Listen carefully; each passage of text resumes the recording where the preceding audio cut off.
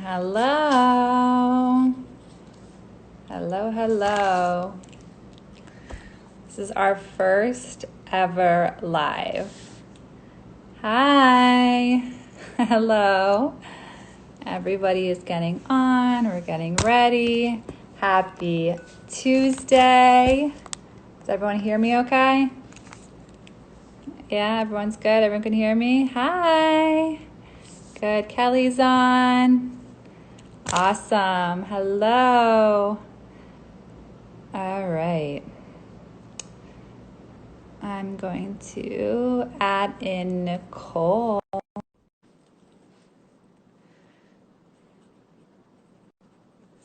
Let's see.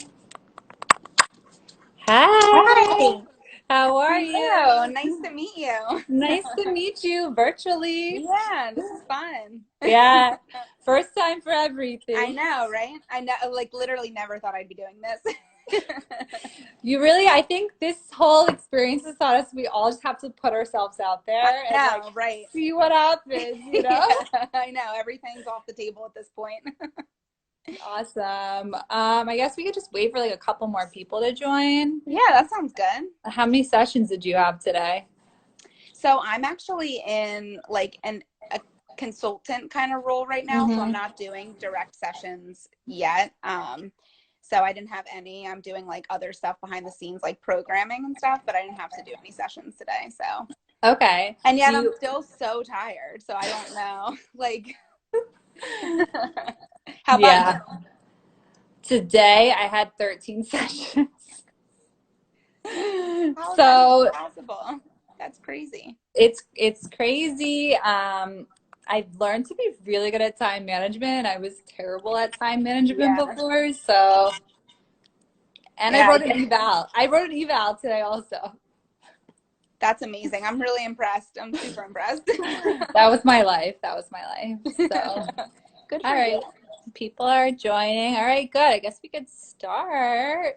All right. So, give us some info. Who are you? Where do you live? What's your birth sign? What do you I know. I love that question. do? So I'm Nicole. I'm from Bluebell, Pennsylvania. So it's about 30 minutes outside of Philadelphia. Awesome. I'm a Taurus, and I honestly am like a full blown Taurus. Like, there's nobody, I don't think there's anybody who's more of a Taurus than me. I have the good qualities and the bad. Like, I'm super dependable, reliable, but I'm like hard headed and I don't let things go. So, definitely, definitely a Taurus. But I am a speech pathologist and I've been working for 6 years and I'm now in an AAC specialist role. So I'm kind of switching gears and going more towards like a consultant position as opposed to doing direct therapy.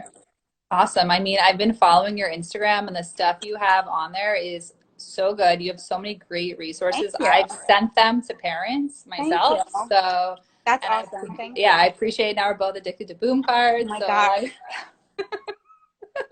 I'm not kidding. Like, it is addicting. both It addicted really to is. boom cards. Yeah. So like what is like your inspiration? How did this all come to be? Like how are you in the AAC world? How are you liking it? Yeah. I mean, I kind of always had an interest in AAC, but over the years in my career, I actually like followed the same group of students for the past 5 years. And so I kind of like got to see them from elementary school through middle school. And when I started, maybe one or two of them had a communication device. And now I Mhm. would say like the majority, maybe 60 or 70% or more of them have something. Okay.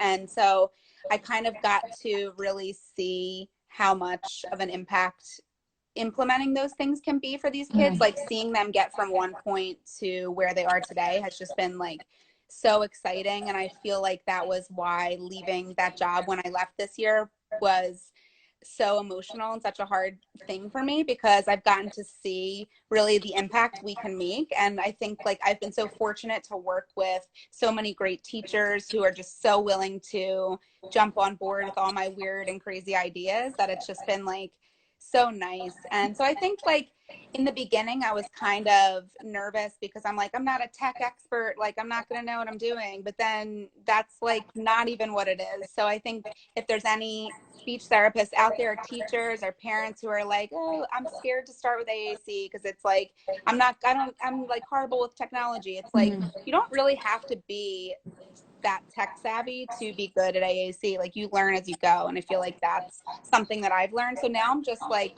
super excited by it. And I feel like I've seen, like, I worked at an approved private school for kids with complex communication needs. So seeing what it could do for those kids who have such challenging like behavioral challenges and things like that, I think it's been so exciting. Like, it's just so much fun. So Yeah. I totally, I'm like, so I don't know, I honestly think I have to tell myself, like, don't talk about core words, like, don't like, don't bring up the core words, don't bring up boom cards, like, you know, so Yeah. I mean, so of the population you kind of worked at the preschool, but now are you consulting for just preschool, or like what kind of roles are you consulting for now? it's mostly preschool. Yeah. It's like, mostly like 3 to 6 year olds, but we do have some kids who are older and some other people in the community that we contract with. But right now it'll be mostly preschool. So I did early intervention a few years ago, and I really liked it. But now I'm kind of back into that early intervention role. So. Okay, so in terms of like your crazy busy schedule, because I know like you're obviously burning yourself out, like Yeah. for a style here. So what are these resources that you're working on? Like, tell us, like, are they successful? Have you been implementing them? Like, give us the. Yeah. So I always have liked making materials, but I feel like boom cards have just been so fun. And I feel like it's almost, for me, with this whole like pandemic, like, and I'm sure I'm not alone in this, but like, I have a hard time with change. And I think we're all going through so much change right now that I think I needed something that would allow me to still be creative and still be able to like produce things that doing the things that I like to do. So it kind of gave me that outlet.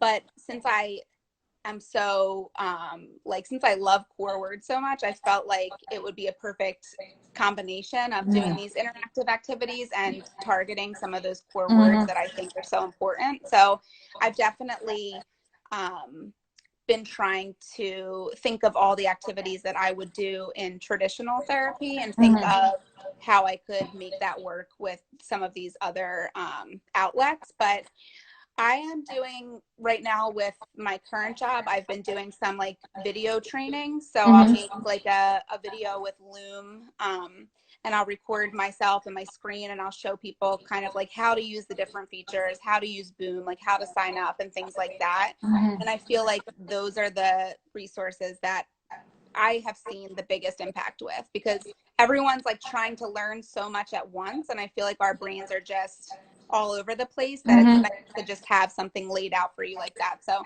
I'm excited. I'm trying to be a resource for people and trying to help them, and trying to be creative at the same time. But you're right. It is, I mean, you do get burnt out. And I think I'm like a lot of people, I'm struggling to sleep right now. I feel like there's been so many like changes and things going on. So I have to remind myself to still, take care of myself and still take time to like not work and not do these things, because I think that's important too. But I got a lot going on right now.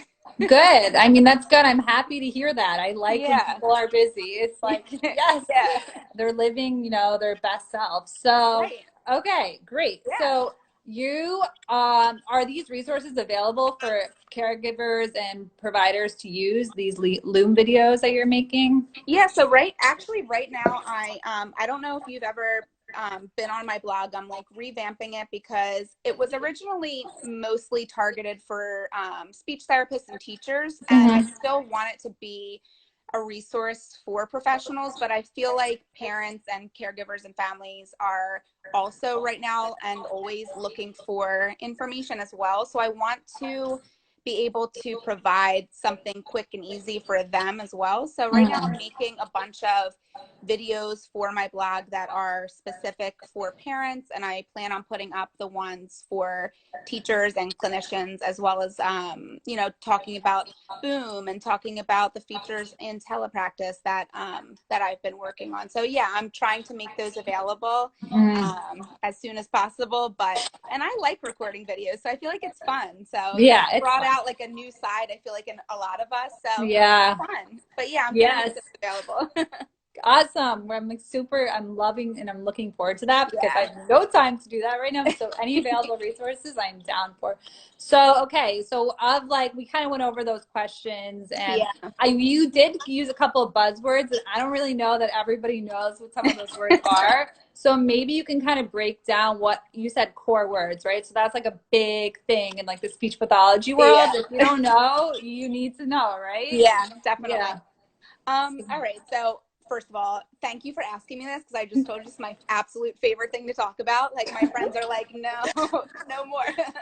um, but with core words, so there are thousands of words in the English language, and core words make up 80% of what we say. And it's Mhm. actually this smaller list of words, about 300 to 400 words, that makes up the majority of what we talk about. So when you're working with kids who have complex communication needs, if you target those words that we are going to be using the most often, and these like frequently occurring words, mostly verbs and descriptors, some pronouns and things like that, you're not only going to help them to be able to expressively communicate, but you're also going to be giving them the information they'll need to be able to understand what people are saying around them. So I always tell people, like, it's still important to teach the nouns and teach the what we call as speech therapists the fringe vocabulary, to teach those preferred names for items and things like that. But don't forget that there's so much more to communication than just requesting. So we want to teach the verbs that go along with what we're doing during the day, and we want to be able to expose our students to the core vocabulary that they'll need in order to be successful with communication. So I love Yeah. core words. Yeah, I think Okay, so they're here's really my good. question for you. Yeah. So this is like a preference thing. So Okay. what are the words you teach first? What are the core words you teach first? Honestly, I usually teach go and stop first. Okay. Um, I think I feel like they're the most like play based, and I feel like you can use go and stop. I also will tell parents and teachers and stuff, like, even if it feels unnatural, like, just use go and stop for everything. Like Yeah. anytime you're like moving, you're going. Like anytime Yeah. you're not moving, you're stopping. So if you're playing, if you're blowing bubbles, if you're cooking, if you're Yeah. getting dressed, like, you can use those words. So I feel like I usually start with go and stop, but Yeah. it kind of depends. What do you start with? I do go and stop too. You know, the PRC, they've done like all the research on like the top words that are used. And I read that study on ASHA with like the 23 most common Right. words. And I do use go and stop because I kind of follow a lot of the protocols that PRC has done. Right. So, but I also use play. Yeah. I try my best not to use more as the first word, because you can't have more of something unless you have it to begin with. So Right. like, if I have my water, you know, Right. like, how do I ask for the water? Like, Right. if I only know the word more. Right. So I need to like have more understanding before Right. I can understand that more means of something else. So I Yeah. like to try to teach that, oh, that object is going or stopping. Let's do more of that. Right. And I Right. feel So like it's, more yeah. like gets, sometimes if you start with more, it's just like it gets overused, and it just, and then it gets frustrating for kids, because they're like, I'm doing it. Like, why am I Well, like, yeah. yeah, where is this? I want it. Give me it. You know, and I think that when we don't teach them the other words that go along with it, then that's frustrating. I mean, that would Right. frustrate me too. I'm asking you for more, like, give me more, you know? Yeah, yeah. So I think teaching words that go along with play can really be, can open doors for a lot of kids, because it doesn't feel like a demand if you're just using these words when you're playing, you know, and if you're I always like to work on directing actions. Like, I feel like that is so important, and being able to tell people what you want them to do. And honestly, I work on stop with like all of my kids with telling me to stop and like telling me to go away and things, and advocating for themselves. Oh, that's cute. Something that Yeah. I love to work on. So I feel like, and I'm like, if they tell me to go away, then I'm happy with that. It's Yeah, like, I like that. they're I like, like that. you can go now. Like, go study I your like test. that. Yeah, I like so that. it's fun. You can do a lot with that. All right. I'm trying to think. Okay. Any advice for parents right now or other providers that on things that you've kind of like figured out yourself for at-home therapy? I was thinking about this today a lot, and I was thinking, like, I feel like right now, especially, there's so much information just coming at us at all times that I feel like and honestly, I'm not a parent, so I think like it's hard for me to speak to, you know, what really parents are going through right now, because I'm sure that it's really challenging. But the one thing that I've always kind of thought was that if something doesn't feel right, like, you are your child's advocate, and a good professional and somebody who has, you know, who's on your side is going to respect your opinion, going to want your opinion. And I feel like being able to communicate with your team, like, is so important. And if something doesn't feel right, like, get a second opinion, trust your instinct. Like, you don't have to just take one person's opinion, you know? So I feel like things that for me, the parents that I feel most connected to are the ones who I feel like I have this open line of communication with. And so I would just urge all parents, just keep advocating for your kids. Like, I love seeing that. It's just, No, yes, you know, yes. it's just so good. It's so nice for kids to have somebody in their corner like that. So Totally. And I think intuition is key. Like with parents, like your intuition is going to drive your decision making for your kids. Like, especially with my kids coming off their G tubes or their NG tubes, like, you're picking up on those cues, you know, and I'm not there all the time. We're not there all the time. So like, you're their biggest advocates. Like, your intuition is really what's going to drive a lot of the therapies and additional services and like goals for your kids, you know? Yeah, totally. Yeah. I love a good parent who's going to stand up at an IEP meeting and be like, me too. no, I need more services for my kids. Or like, or, you know, stopping me when I'm explaining something. They're like, what does that mean? I'm like, I love that you're asking me that. Like, because sometimes, like you said, you forget that you're talking to us, like, certain terms just are so common, but, you know, not everybody knows the terms that we know, just like we wouldn't know the terms that they talk about at their job. So it's like, you know, being able to really talk to parents, I feel like, is a skill that, you know, I feel like I'm always trying to get better. And one of the things that I will say that has helped me a lot in the past year is I've been sending home like those Loom videos. Instead of writing home a note every week, I've been trying to send home a video, 2 or 3 minutes, that just sums up what we worked on. And I feel like parents have, like, I feel like everybody has time to watch a 2-minute video, but not everybody has time to read and you know, understand and think about, like, if you send home a 3-paragraph note. So it's like, and for me, it's like a video is just easier to consume. So I feel like parents have really taken to that, and then they have it, they can keep the video. So that's such good advice. And I'm also nervous about my grammar and like, this doesn't even make sense. Just like, talk it out. I'm like, half the time, and then I'm trying to cut them out. I'm like, the lines are all, I'm like, oh my gosh. So yeah, it makes it easier. You're so good. Okay, well, any other thoughts you want to share with anybody? There's one other thing that I would say, and this is something that I learned, is that make mistakes in front of your students. It is the best way to teach them how to handle those situations. Like, when I first started out, I was so anxious about, like, my lessons being like perfect and having everything in line, and being like, oh my God, like, the batteries are dead and now the whole activity's ruined and whatever. So I started to model what, you know, the appropriate reaction would be. I started to model, like, this is frustrating, I'm annoyed, the toy's not working, like, I'm upset, what should I do next? And I feel like I did that every time I made a mistake. If the computer wasn't working, I modeled it. And then and you know, when it all came full circle for me, like, one of the students that I had last year was like, at one point I was doing that, like, modeling that disappointment, and she was like, are you okay, Miss Nicole? Like, is everything okay? She's like, take a deep breath. And I'm like, see, like, this is why we do what we do. So it's just little things like that, I feel like, you know, is so important. Yeah, totally. I mean, I really appreciate you coming on and like talking, like, giving all your experience. If you want to find Nicole, she's at Talk with Me AAC. Talk to me AAC, and you're doing teletherapy consults. What are you doing? Okay, Yeah. so reach out to her if you have any questions about anything she talked Anything. about. Anything. So Yeah. Thank you so awesome. much. No, thank This you. was so fun. We'll do it again soon. I hope so. Bye. Bye. All right. Ooh, that was awesome. So let's see. We are going to add